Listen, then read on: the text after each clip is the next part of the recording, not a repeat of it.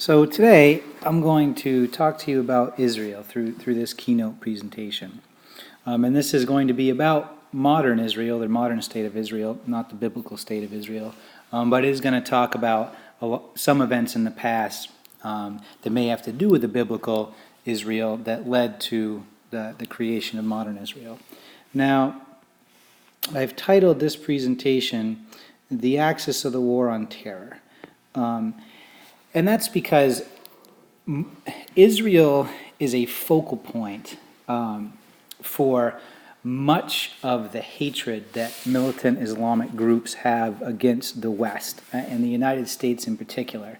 And as you'll see through this presentation, there's some really good reasons for that. And Israel is a super hotly debated topic, like whether they should even be able to exist as a country, their actions against the peoples, the Palestinian peoples in the Gaza Strip and the West Bank, their relationships with other Arab nations, the fact that they have 60 semi-secret nuclear weapons that's illegal based on the United Nations, and that they're the focal point for many acts of terrorism, or they're called terrorism by countries in the West, by Islamic groups. And so really, when you understand Israel, it's the idea of the Islamic terrorist and Islamic terror or Islamic militancy becomes much clearer. Okay.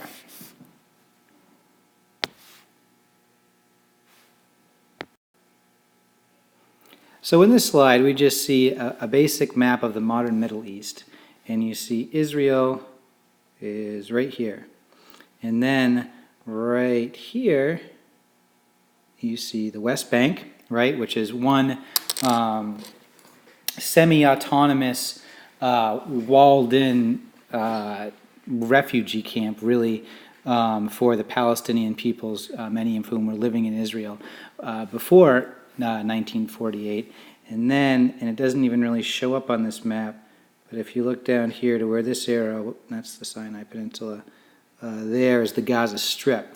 And the Gaza Strip is even in a badder situation with Israel, a worse situation with Israel, because they were granted autonomy, political autonomy, during the Clinton administration, during the Bush II administration. But the problem is, during their first elections, the people of Gaza elected Hamas to take over the leadership of the Gaza Strip, while the people in the West Bank elected Fatah, the party created by Yasser Arafat, to rule them. Now Fatah has a decent relationship with Israel. Hamas, on the other hand, believes Israel should be exterminated, doesn't have the right to exist as a nation. And so it was illegitimate, according to the Israeli authorities and people in the West, for Hamas to take control of the Gaza Strip. They did nonetheless, fought a war with both Fatah and with Israel, and now essentially the Gaza Strip is a giant open-air prison with, I think, 1.5 million Palestinian people without much food or electricity or water, blockaded on four sides pretty much, and now and then launching missiles at Israel, or the Hamas militants within Gaza are launching missiles at Israel. Okay, and so then you see the neighbors of Israel.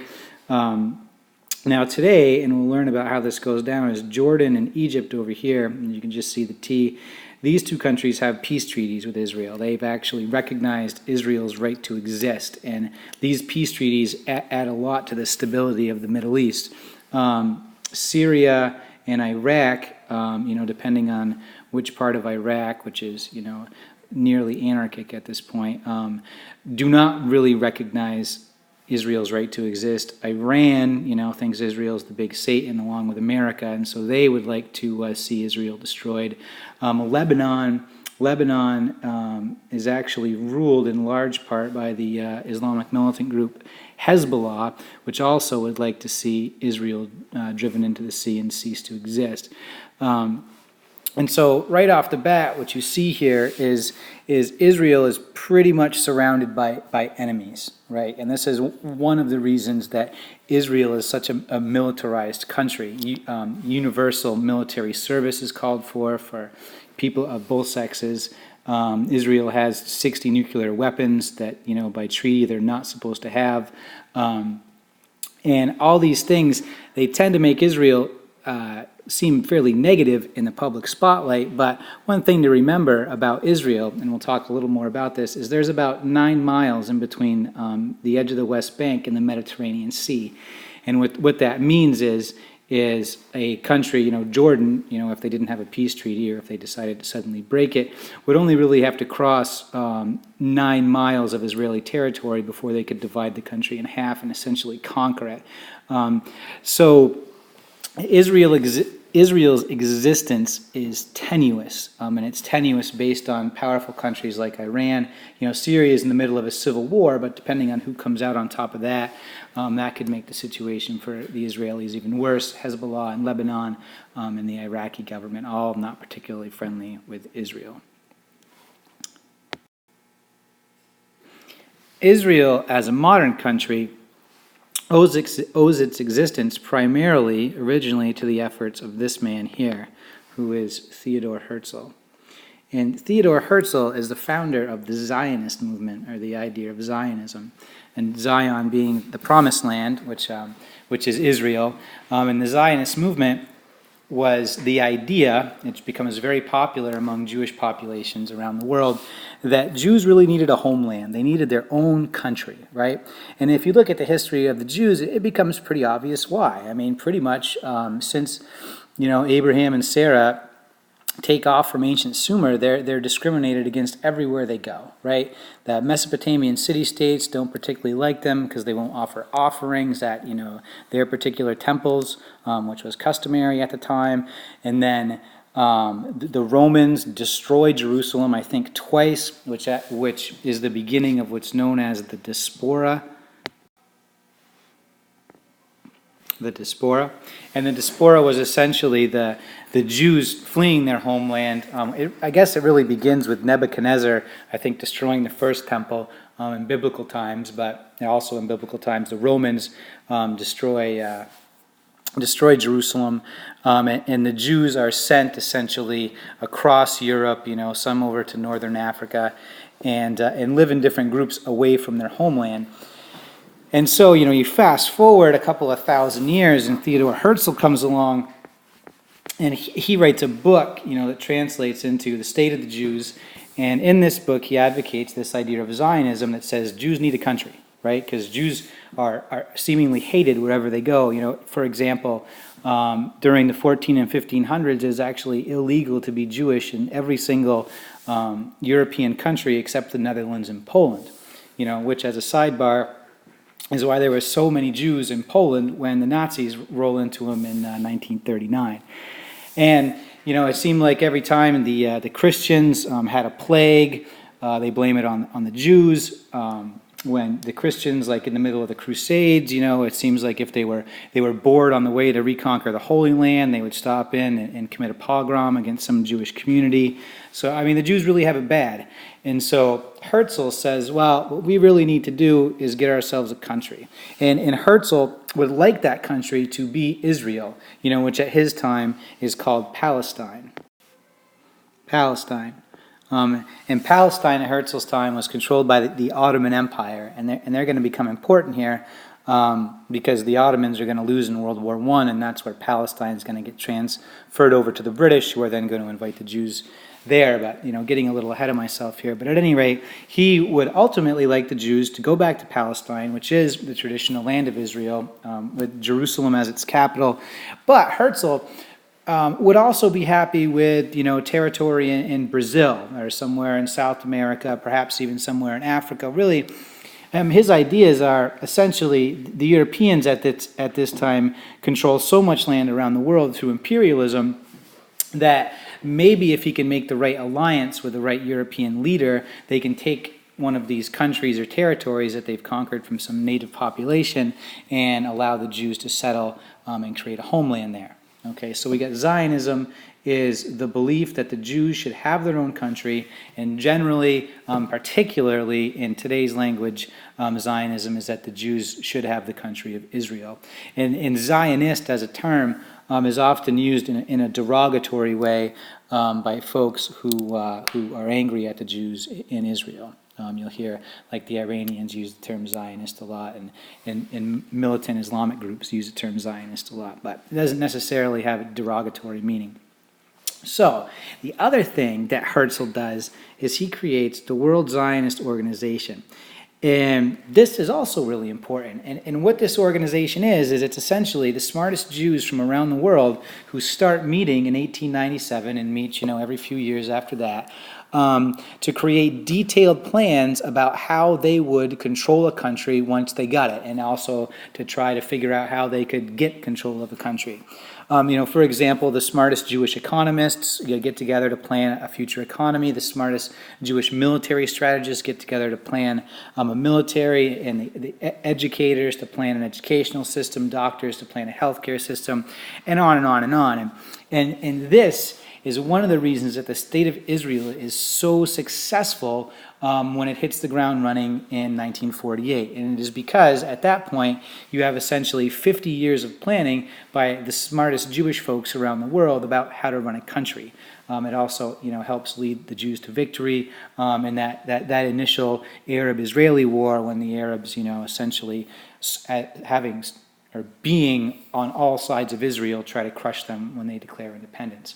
And the other thing about the World Zionist Organization is you often hear, crazy ideas from guys like Adolf Hitler about this Jewish communist conspiracy to take over the world.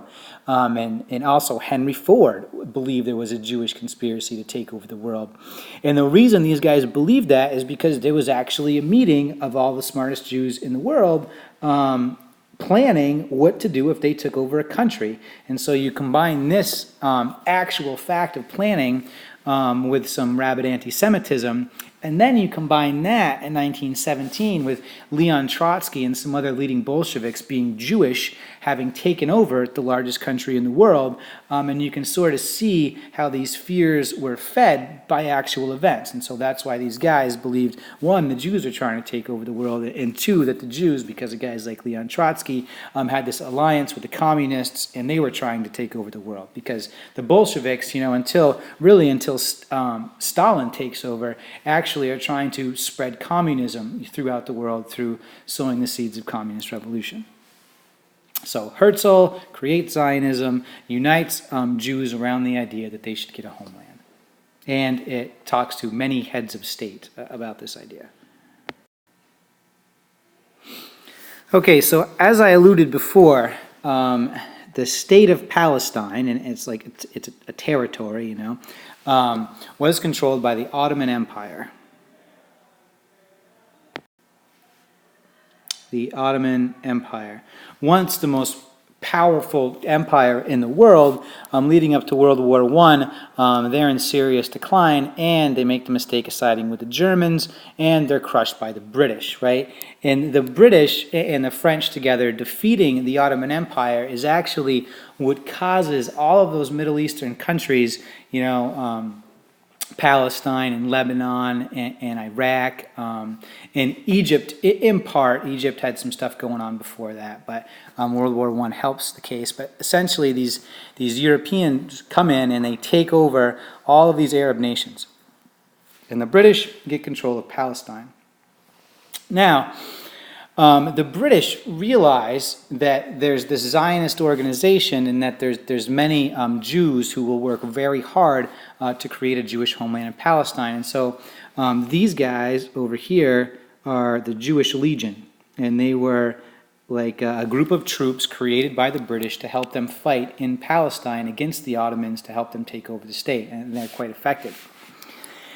So the British take over Palestine from the Ottoman Empire, and then this guy, Henry Balfour, writes the Balfour Declaration.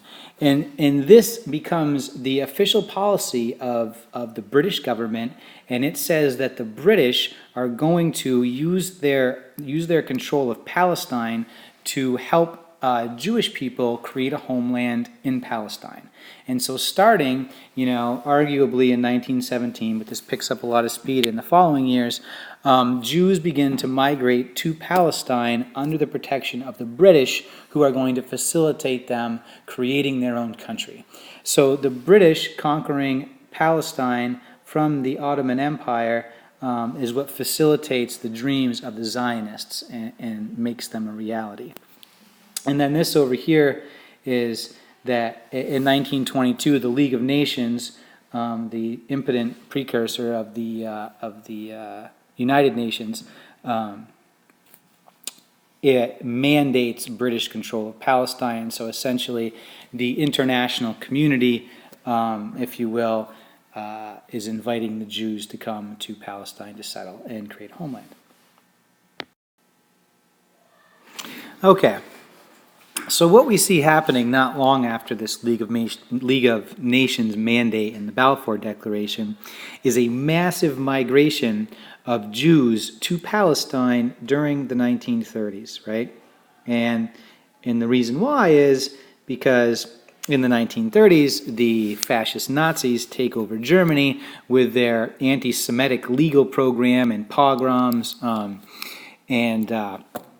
all sorts of really awful things begin to happen to the Jews in Germany, and so you have tens of thousands of them migrating to Israel. And there's also a really famous pogrom that happens in Russia, and pogrom, by the way, is essentially attacking Jewish businesses, smashing their windows and beating them up.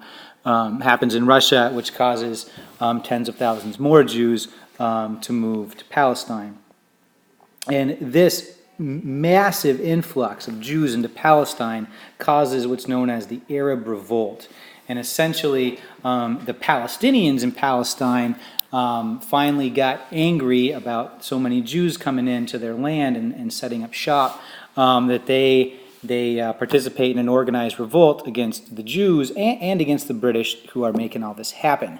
And these are just some images of, the buses for children had to have fence wire mesh put on the windows during this time so people wouldn't get hit by rocks, right? And then here you have some Arabs with some guns shooting at some Jews. And so the result of this is one, the Arabs are unsuccessful in driving the Jews out of Palestine or to driving the British out of Palestine. And the other piece of this is this revolt, which is like 3 years of intermittent fighting and street violence, pushes the Arabs and the Jews into fairly segregated populations, right? And so you see the germ, if you will, of the West Bank and Gaza Strip refugee camps beginning here. And it's essentially because these two populations had difficulty living peacefully in the same neighborhoods, and so they start to move themselves to different parts of the state of Palestine, right? And it's still at this point, I have Israel up here, but at this point it's still legally called Palestine. And the other important number to note here is that by 1945, 33% of the Palestinian population is Jewish, or the population of Palestine is Jewish. And remember, 1945 is an important date because in 1945, World War II ends. And when World War II is over, Britain is destroyed. And what you see happening across the globe are Britain pulling out of its colonial possessions, places like India, some places in Africa, and importantly for us, out of Palestine. The British don't have the money anymore to run these colonial governments, and they have to worry about rebuilding their island. Okay, so in this slide, we're going to talk about where things really get ugly between the Jewish and the Arab populations in and around Palestine. Essentially, what's happening here, like we said in the last slide, is that Britain is planning on leaving Palestine, right? And the Jews in Palestine have been planning since 1897 how to run their own country. And so two things happen. One, you have this United Nations Partition Plan, right? That's in 1947. The Brits are going to leave in 1948, I believe on May 14th, or maybe May 15th. So looking ahead to the British leaving Palestine, the United Nations decides that Palestine should be divided into two countries. One country here in tan, right, and you can see the little key over here, is going to be Jewish. And the other country here in pink is going to be Arab. So essentially you'll have an Israel in tan and a Palestine in pink, okay?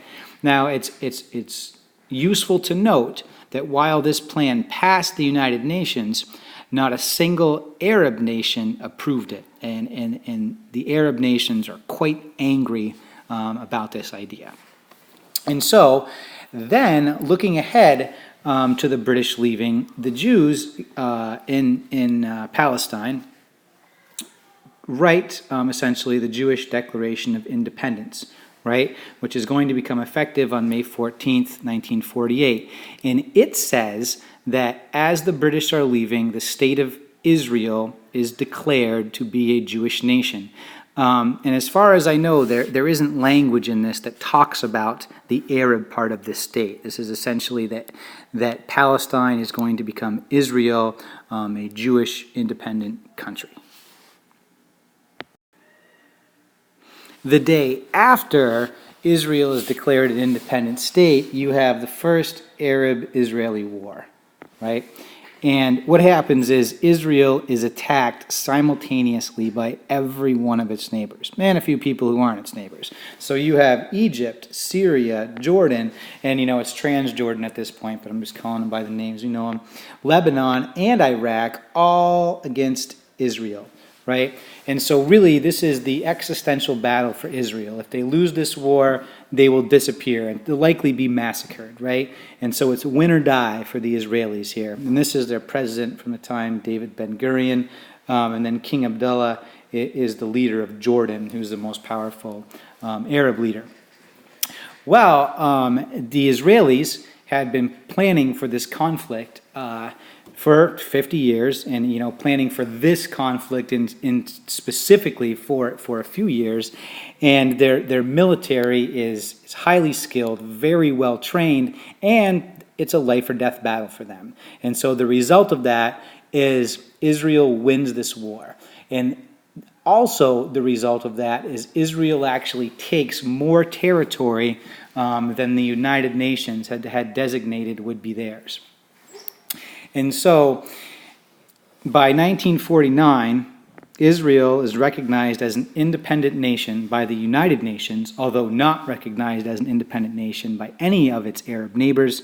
And they have won the war, and they have an armistice with their neighbors. And remember, an armistice is not a peace treaty. It's essentially an agreement to temporarily stop killing each other. Okay? So, by May 1949, Israel has temporarily secured its status as a nation, and they're still alive. And this is a perhaps unexpectedly great victory for the Israelis, and a humiliating defeat to the Arabs. And the other piece of this is what's known as the Plan Dalet. Or Dalet. And this is a plan by the Israeli military to take control of all the Muslim villages and areas inside the territory that the Israelis plan to make Israel, right, which would be a Jewish nation. Now, what we do know is that as a result of this Arab-Israeli war and of this very sophisticated and detailed Plan Dalet, which had like house-to-house maps of Arab communities and which houses were Arab and which houses were Jewish. The result of this plan is that 720,000 Palestinian Arab families out of a total of 900,000 of these families were expelled or fled their homes, and they end up in these two giant refugee camps in the Gaza Strip and the West Bank. Now, the Israelis claim that this plan was entirely defensive and was just simply a plan to pacify all the Arab towns that they were going to take over and make part of Israel. And from the Arab perspective, this was simply a plan of ethnic cleansing to make these people leave. The Israelis say, well, if they were willing to be peaceful and live under the rule of this Jewish state of Israel, then they would be left alone. And they just say that these folks weren't willing to live peacefully there, and that's why they end up being driven out. And the Arabs say that this is just pretty clear-cut ethnic cleansing. And it's a hotly debated topic. But what you do have is, and these are pretty indisputable facts, is the vast majority of the Arab Palestinian population in Palestine is driven from their homes that, in the area that's going to become Israel, from those homes into these massive refugee camps. Or I guess what's undebatable is all these families were either driven from their homes or voluntarily left their homes to live in these other places. Okay, so here we see a map of Israel, it's now Israel, based on United Nations recognition, of the state of Israel and the two massive refugee camps. This one here is the West Bank, and by the way, it's called the West Bank because it lies on the west bank of the Jordan River, right? And you have Jordan over here. And then you have the Gaza Strip, right? And these, I think in total, today, these two refugee camps have 4 or 5 million Palestinians living in them. So, if you look at this map, you can see right off the bat how there's going to be some problematic relations here. I mean, to start with, you have a couple of million Palestinians feel that they're forcibly moved from their homeland in Israel, the green part, into these two refugee camps. And these two refugee camps are under the military control, really, of the Israelis. Theoretically, Jordan helps control the population and provides for the population of the West Bank, and while Egypt helps the population of the Gaza Strip, but you have the Israeli military, which is quite formidable and known to be quite formidable at this point, surrounding the borders. And then the other piece you see here that becomes and remains a flashpoint for issues in this Arab-Israeli conflict is the city of Jerusalem. Now, by the original United Nations plan, Jerusalem was going to be a free city controlled by the United Nations, and all religions would come in and be able to practice there. And this is important because Jerusalem is a holy city to Jews and to Christians and to Muslims. And remember, all these same groups, Jews, Christians, and Muslims, theoretically worship the same God, right? They probably wouldn't say that they worship the same God, but to a Muslim, many of the holy books, Jewish holy books, and the Gospels are holy books. They just don't believe that Jesus is the actual Son of God, just that he's a prophet. And the Christians obviously believe that the Jewish books are holy. They just believe that Jesus is the Son of God. And then the Jews, they have their holy books, and they don't believe what either the Christians or the Muslims say. But regardless, Jerusalem is very important to all of them, and that's why it was supposed to remain run by the United Nations. What ends up happening after this first Arab-Israeli war is essentially you have a division between East and West Jerusalem. And East Jerusalem is part of Jerusalem that's controlled by the Jordanians and the Palestinians in the West Bank, and you can kind of see how Jerusalem is divided in half here, and then West Jerusalem is controlled by the Israelis. And so just this one city has so much religious significance, and you have these two religious states, right? And that's one thing to remember when you're looking at the Arab-Israeli conflict is the Israelis believe that this land was given to them by God, and that's why they should have it. And the Muslims believe that this land, particularly Jerusalem, was given to them by God, and that's why they should have it.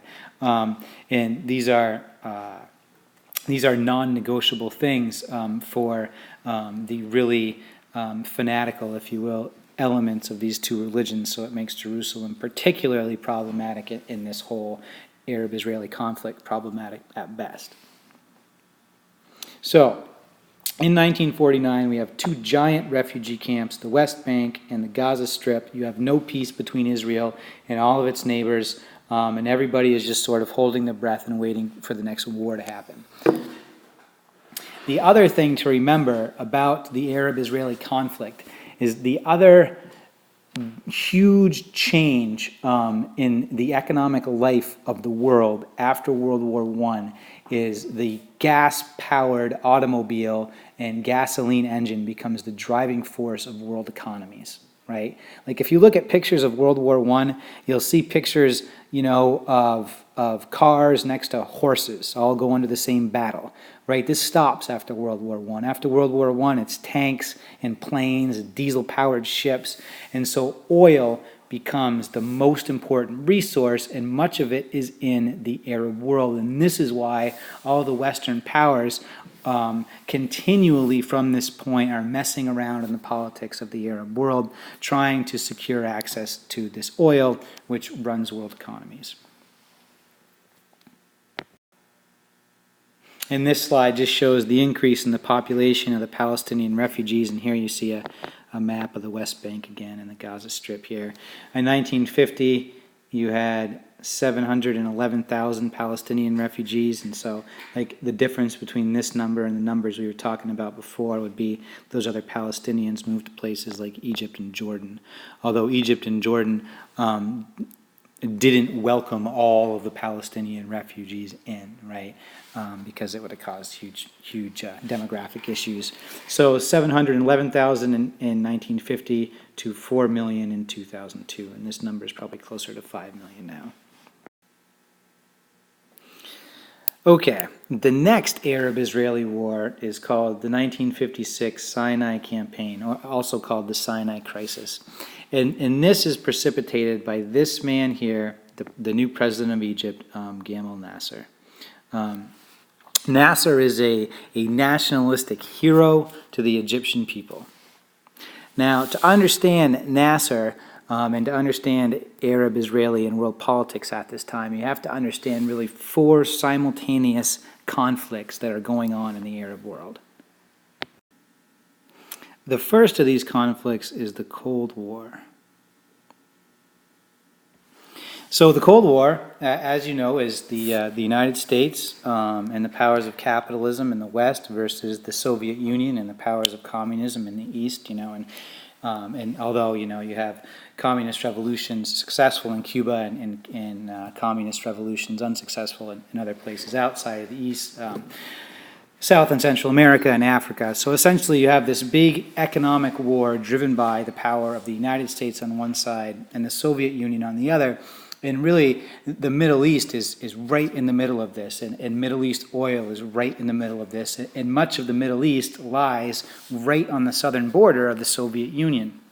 Now, America has, a huge army or navy in the Pacific, a huge army in Europe, and just simply can't afford to put a huge army in the Middle East.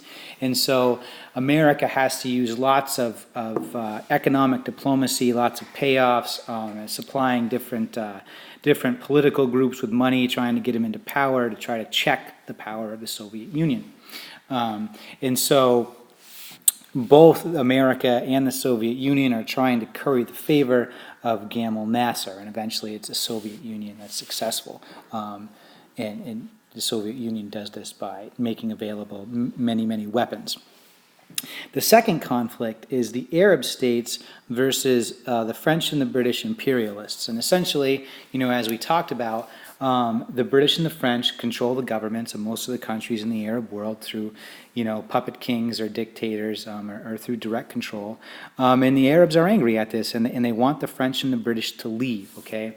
And this is particularly important in Egypt because up until 1956, the British control the Suez Canal, the most important waterway in the Mediterranean Sea, and it's on Egyptian soil. And so you have, 15,000 British naval officers controlling the Suez Canal, and there's lots of conflict around that between the Egyptians and the British. And Nasser is going to use this conflict and the riots that result from it to catapult himself into power and to overthrow the old king of Egypt.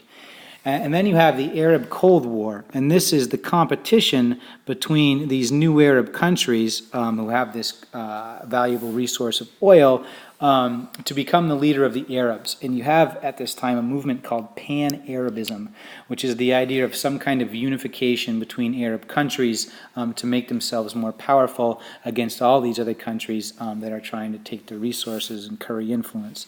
And so in this conflict, Nasser is trying to set himself above the leaders of Iraq and of Syria and of Jordan as the true leader of the Arabs in the Middle East. And then, on top of all these things, we have what we're talking about here, this Arab-Israeli conflict.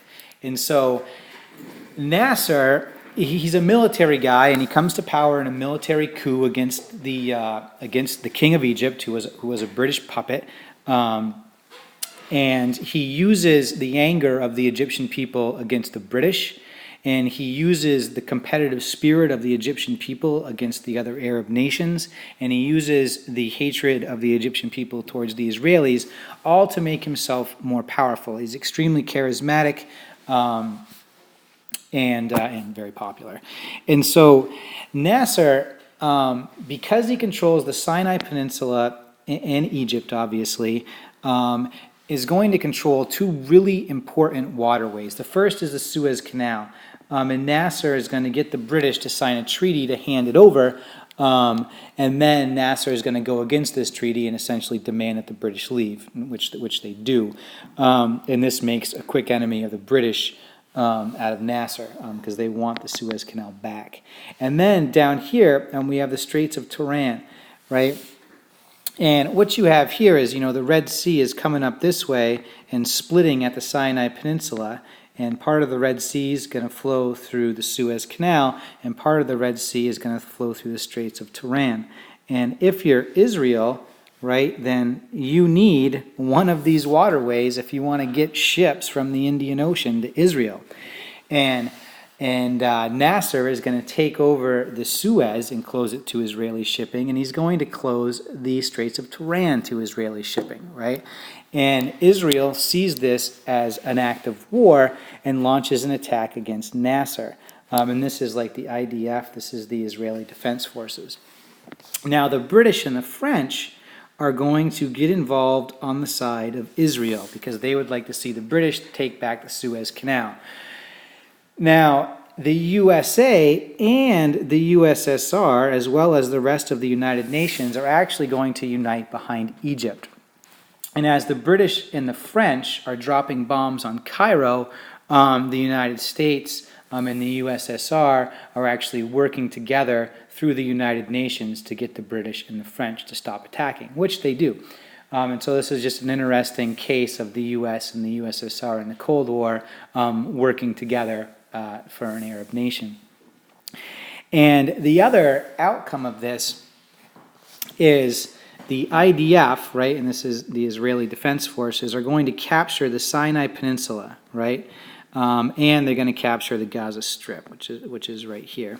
And as a result of the peace treaty at the end of this Sinai campaign, the United Nations is going to come in to the Sinai Peninsula, and they're going to push the Israelis back to Israel, and the Egyptians are going to have to stay in Egypt, and the UN is going to be in the Sinai Peninsula as a peacekeeping force. It's also interesting because this is the first time UN troops are deployed. And you want to remember the big difference between the United Nations and the League of Nations is the UN actually has an army. So when the UN wants to stop a conflict, rather, it can, right?